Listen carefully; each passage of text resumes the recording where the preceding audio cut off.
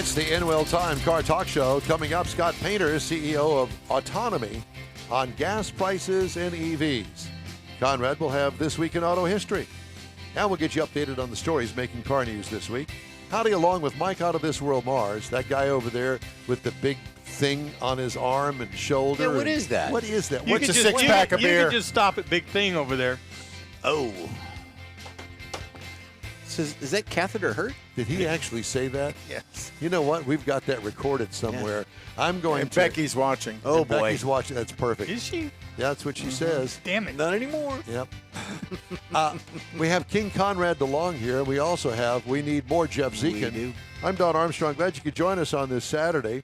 My gosh, it's the last half hour of the program. Woo-hoo. We've made it. 2 more hours left. I can't believe it. Time flies when you're having a good time, huh? Yes, sir. Joining us right now is the CEO of a company called Autonomy, and his name is Scott Painter. Scott, good morning.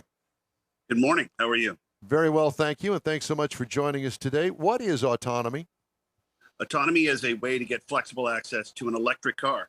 I think that, given everything that's going on in our world today, we believe that it is time to consider going electric, but, there's a lot to think about when you consider getting an electric car, because they tend to cost about 20 to 40% more than their internal combustion engine counterpart. So how are you helping people get into an electric when they're not too sure, or maybe they can't find something that's within their price point?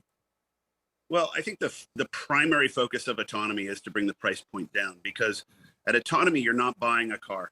We're actually letting you effectively have a open-ended, flexible term lease to that car that doesn't require you commit to a long term. You can go month to month, and it does not affect your credit. So you're not actually getting into a car loan or a fixed term financial commitment. It does not show up on your credit report as debt, and you don't, as a result, have an interest rate. The entire thing happens on your phone. It's a lot easier. But I think the most important feature is, if you've got a little bit of anxiety about whether or not the battery life or the range anxiety or the charging infrastructure is going to be there, or you're really going to even like driving an electric car, not going ahead and committing to a 3-year lease or a purchase of the vehicle and dealing with title, registration, maintenance, repair, all of those things are handled inside of a subscription. And you can go ahead, try the car. If it doesn't work for you, or for whatever your situation is, you don't have the right charging set up, you can go ahead and return the car. Wow. So it's a subscription. It is. Okay. So the shorter the time, you said month to month versus a long term, do you pay more for a month to month versus the subscription for a longer time? Traditionally, when you go for a shorter period of time, you end up paying a little bit more, in fact, because rental costs on, for instance, our launch product is a Tesla Model 3. We're expanding into the Model Y and the full Tesla model lineup here over the next couple of months. But we launched earlier this year with the Tesla Model 3, believing that's really this generation's Prius. It is a the most mass-produced electric car in America and in the world today. We do require a 3-month commitment at a minimum. So we don't want you to think of this like a rental. We're effectively, though, $21 a day. $490 a month is our entry-level price. You pay a start fee that's like a cap cost reduction or a down payment in a traditional car loan or lease. But then you keep the car for as long as you want or as little as you want, and just go month to month. So really the cost is the big savings, whereas a rental is going to be 5 times more. A loan is going to be about 50% more. These cars are $50,000 cars. A $50,000 car loan over 3 years for most customers, it's going to cost you about $5,000 down, 10%. You're also going to have to pay tax when you buy the car. In a subscription, you do not pay sales tax when you take the car. You pay sales tax on a monthly use basis. So you'll pay $50 a month as opposed to $5,000 up front. All of this is just about giving customers more and more reasons to go electric. And what a great opportunity it is for that driver who says, do I really want an electric?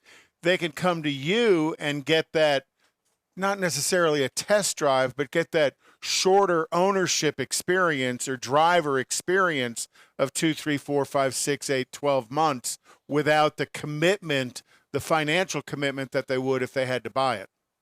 One of the things we're seeing, and you're totally right, is a lot of customers who are in the wait list for a Tesla Model 3 with Tesla. The average waitlist time is now between 8 and 12 months to get your own vehicle built the way that you want. And then you have to get into a 36-month commitment. So you're really stepping up to a 4-year relationship with your car. And if you're a little bit hesitant because of either range anxiety, cost, or whatever it might be, this is a perfect way. And so we're seeing a lot of those waitlist customers get a car from Autonomy while they remain on the waitlist, because Tesla lets you cancel your order up and until the time you take delivery. So I think in some cases, we'll have customers who just decide to stay in their car. But in other cases, they'll just use this for a short term and then roll into their Tesla Model 3 lease. And this actually is about 15% cheaper. And we also allow customers to get the vehicle that might have a little bit of a different credit score. Tesla has a cutoff for their Model 3 lease of a 720 FICO, whereas for an Autonomy subscription, you just need a valid driver's license and a credit card. And you can go all the way down to a 640 credit. So it really opens up electric to a whole new cohort of customers. And along with that, as they get the car from Autonomy, what kind of charging system comes with it? Because if you're going to take an electric car home, you better have a way to charge it correctly. You're absolutely right. There are 3 levels of charging. Level 1 charging is what 80% of electric car customers are doing today, which is a 110 trickle charge. It comes with a car. You just plug it into an outlet. You get about 25 miles a night. If you charge it up over a couple of days, you'll be able to stay ahead of your driving.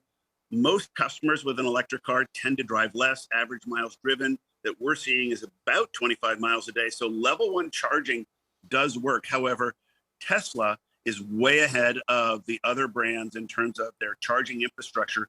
They've built a supercharger network of DC fast chargers that can top your vehicle all the way up to 260 miles of full charge in about 15 to 20 minutes. There is a Tesla supercharger within 10 to 15 miles of everybody in Texas. So this is definitely something that they've given a lot of thought to. And because right now we are a Tesla only shop, that supercharger network is your level 3 charging backbone.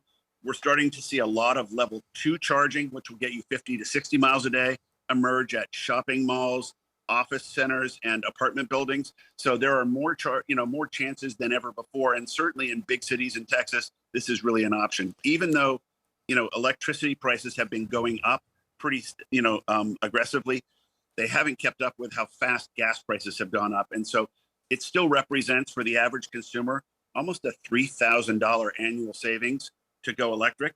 That $3,000 can really be helpful. If you want to go ahead and get a home charging conversion kit, it's about $1,000 to have one of these things installed, and you can do DC fast charging at home. You can get a full charge every night. So with your relationship, or probably not a relationship with Tesla, but where are you getting your inventory? If a regular retail customer is having to wait 6 to 8, 10 months, how do you build your inventory to provide vehicles through Autonomy? It's a really great question, because Tesla allows its customers to cancel their order up and until the day they take delivery. They are pretty famously one of the only build-to-order car companies. But as a build-to-order car company, when they take an order from a customer, they go ahead and slot that vehicle for production. And they have cars that, quote, fall out of production. To keep their production facilities moving at maximum efficiency, they basically ignore the fact that some customers drop out of their funnel. Those cars then become available for fleet customers. We operate with a dealer license and a reseller permit. So we also do not pay tax the moment we buy a car. We are buying currently hundreds of cars every week. Even though this business got started earlier this year, we're already seeing thousands of customers who've installed the app, thousands of people on the wait list. We're delivering about 15 cars every day and growing every week. So wow. The key for us is being able to buy in large quantities. And we're not picky when we buy about the color, the tire and wheel combination, the battery combination. We're buying across the board and taking whatever Tesla sends us. So do you actually have a relationship with Tesla, or is this just as a Tesla retailer that you have a relationship with? Well, we're not a Tesla retailer because they don't have any retailers, and we're not selling anything. The key to subscriptions are that we're not selling you a car and we're also not lending you money. That's what makes it so easy. It happens all on your phone. There's no offline paperwork. You sign for the car with your finger. And again, all you need is your valid driver's license and a credit card.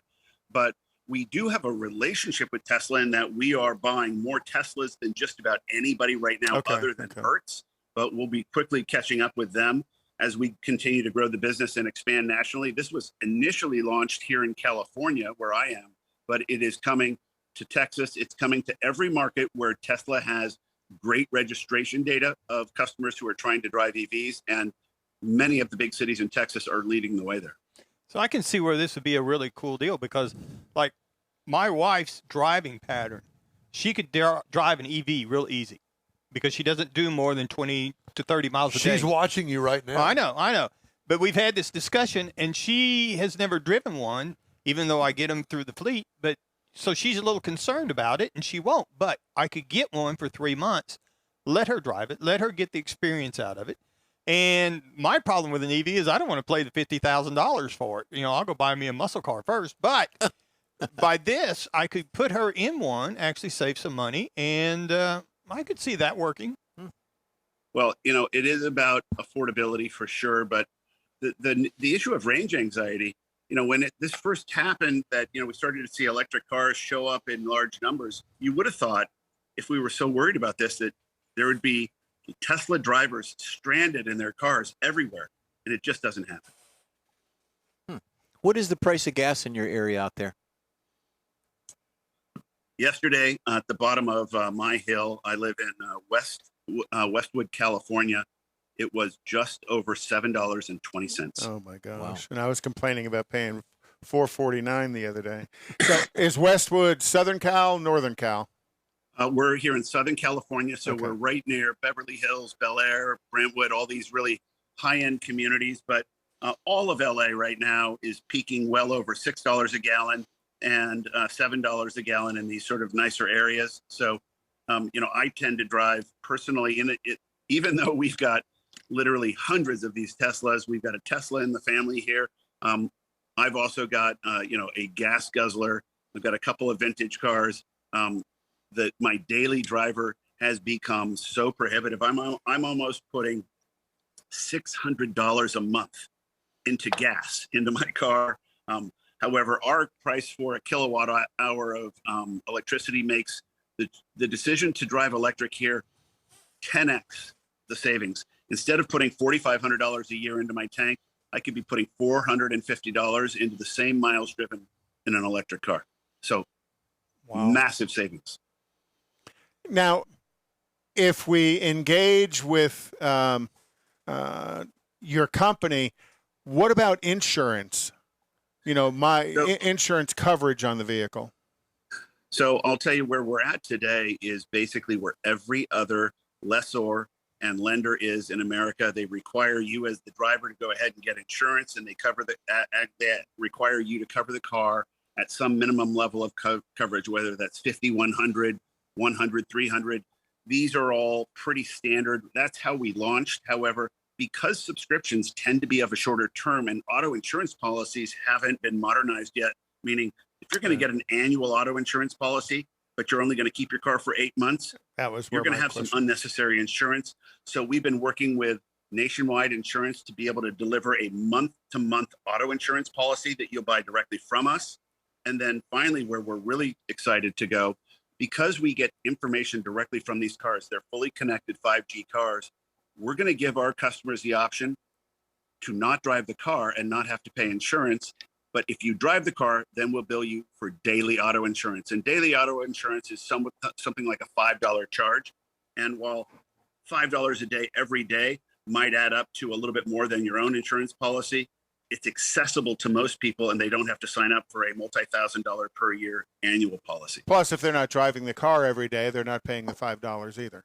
I think it gives people a lot of incentive to be in control of their budget, and nobody is offering episodic time-based insurance. It's only possible because we're fully connected to these cars. And that way Nationwide is on your side. Yeah. Sorry. I couldn't avoid that one. Yeah. What about maintenance? These are, one of the things we don't say to folks is that you're going to be guaranteed a brand new car, because obviously as cars come back from one customer, that car will go right back into service to another customer. but they're not rental cars. These are cars that are going to be used, we believe, for between 9 and 15 months on average. That said, the car gets reconditioned, comes out, and it doesn't matter whether you're getting a brand new one or you're getting one that's lightly used. You are going to have all maintenance included. That includes tires, brakes, windshield wipers. And this is the same thing that you would expect if you went to a rental car counter. You're not going to be worried about maintenance on the car. You're going to be able to just drive and rely on that car and the all-in cost. So that's where we started. Everything is included, including roadside assistance. So, Wow. but if it breaks, then I need to take it in just like I would. Well, if you're in a rent car and the rent car breaks, you have to do the same thing. You know, they've got roadside assistance. I would assume your roadside assistance. I mean, if it's a catastrophic failure, obviously we'll come pick it up. If it is a maintenance issue, we'll tell you where to drop it off, and we'll give you the option to have somebody come pick it up if you would like. But any kind of thing that you don't have to pay for, it sort of falls into the same kind of category as a warranty service. Okay. And your reconditioning location, because you said you're somewhat based in California right now as you're expanding to different areas, how do we get the car from Autonomy? You know, let's say I want to subscribe, and do I have to come there to pick it up? Do you deliver it to me? How does that aspect of it work? We are right now operating 2 different ways to get the car, and we're really experimenting here in California because as we expand into other markets, getting a car into a subscription is somewhat like picking up the car from the valet. You just need to verify that the car isn't damaged. You get a QR code, and then you go ahead, release the door locks on the car, and it's your car once you sign for it and your subscription is active. That means you can pick up the car at a location like a hotel where they have a parking garage and charging stations. That's really ideal for us. However, what we're starting to see emerge here in California is we give people for $100 a home delivery option. 70% of our customers are choosing home delivery. I personally think that this whole thing is going to go towards home delivery. And as specifically Teslas become autonomously driven cars, imagine the car pulling up into your driveway, turning itself off, locking the doors, and then texting you that it's ready.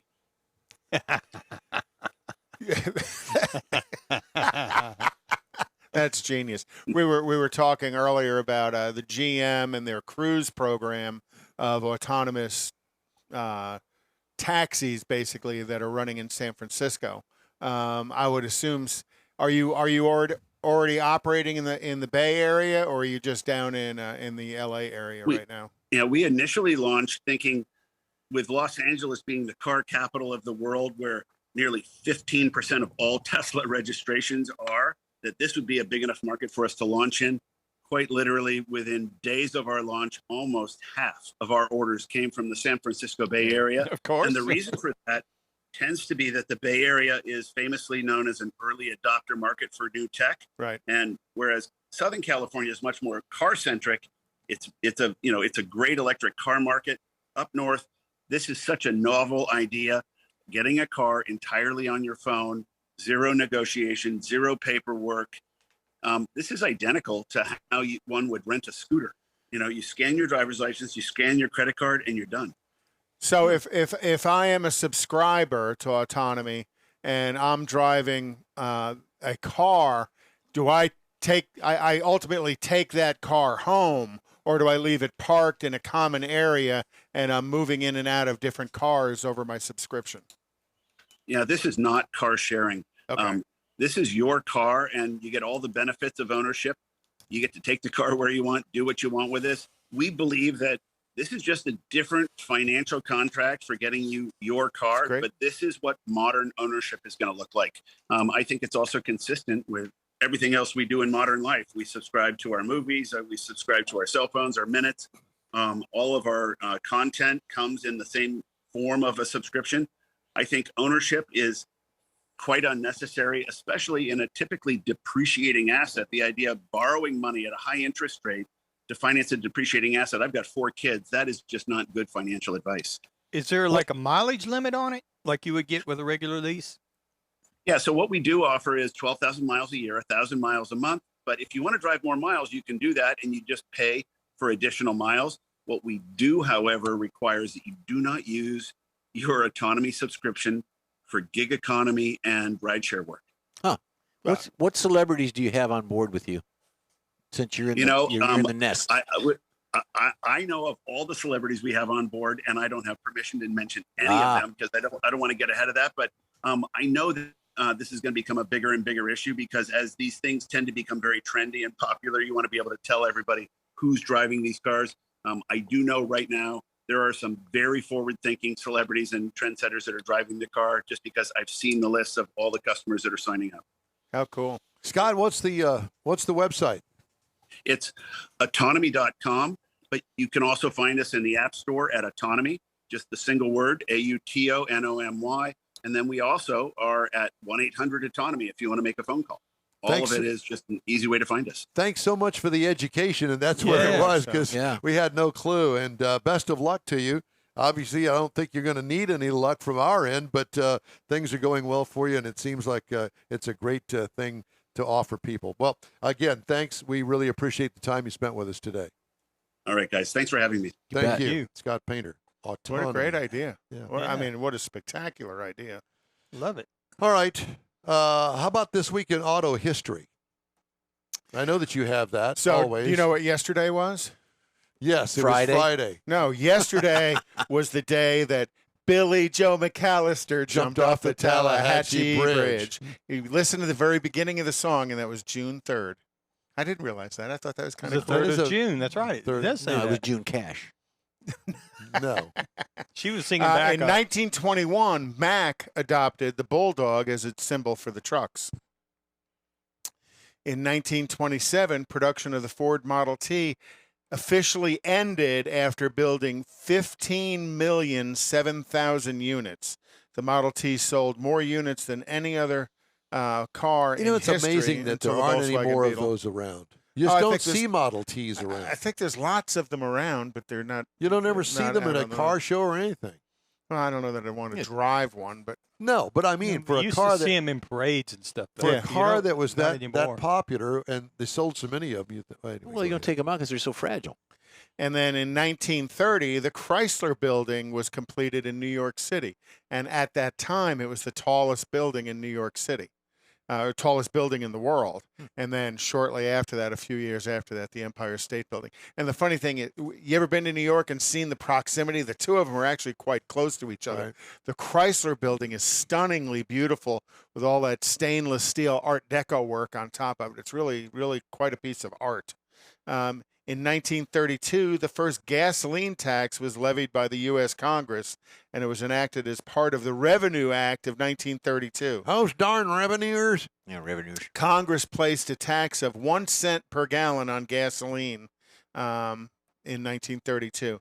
And now Congress has 18.4 cents per gallon nationally, as a federal tax, and Texas takes 20 cents per gallon as a state tax.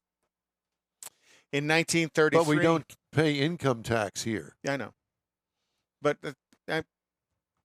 Texas is low at 20 cents a gallon. California is double that. New York's double that.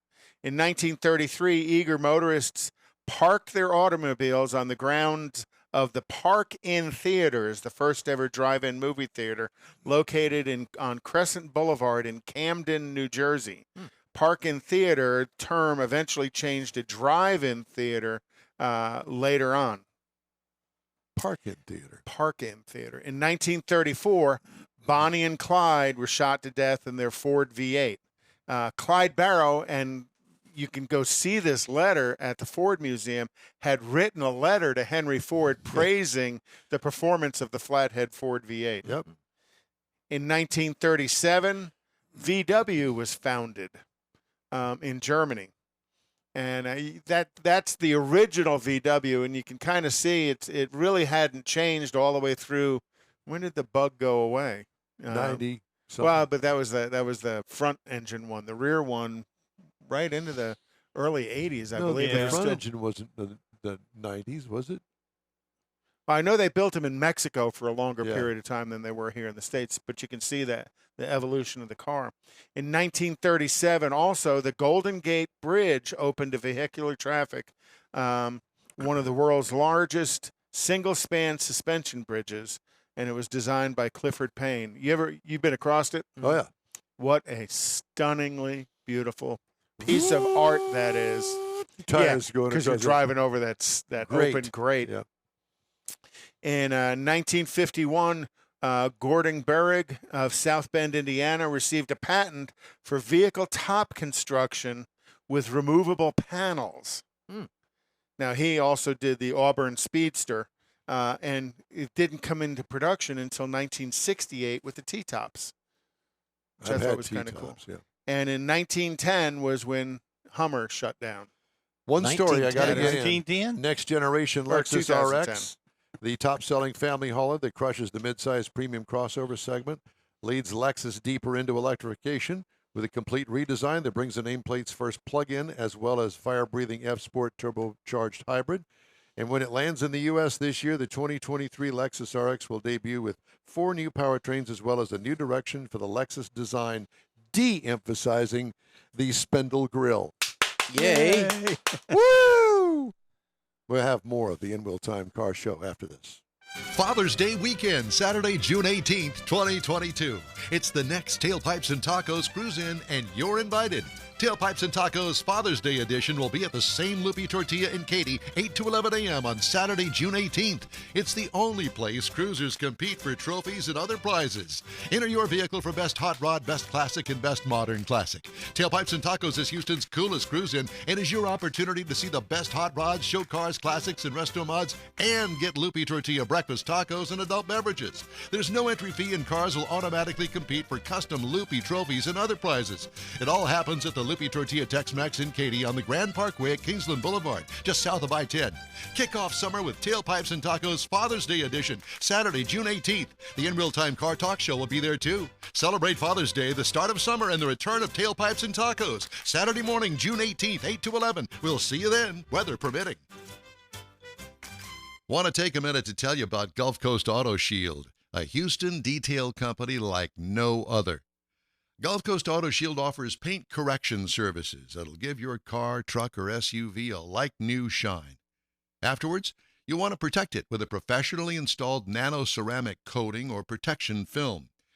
Worried about your very expensive windshield getting damaged, broken, or cracked?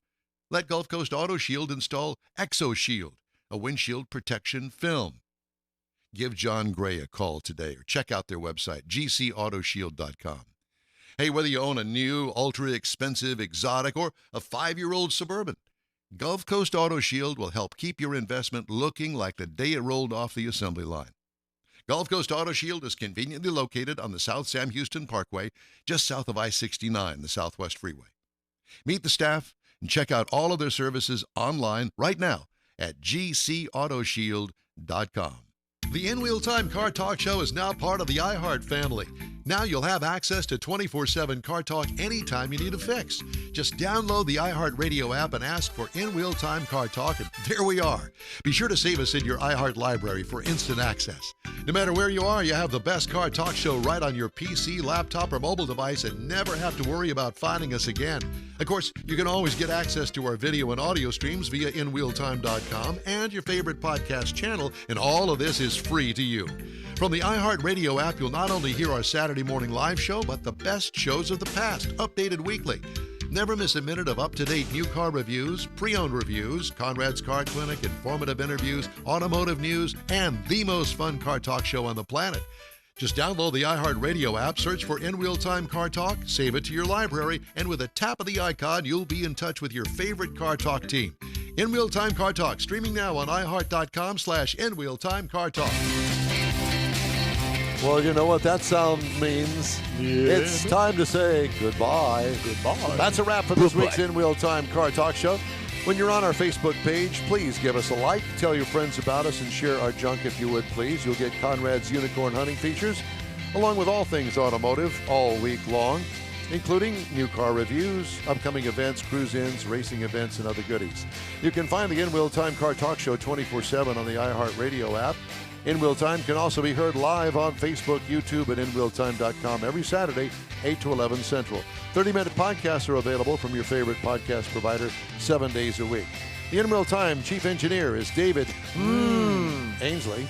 Our marketing advertising manager and video technical director is We Need More, Jeff Zekin. For booking agent and podcast editor Mike Bars and his royalty king Conrad DeLong, I'm Don Armstrong. Today's In Wheel Time was produced by the hot chick lifeguard at the neighborhood pool. All right.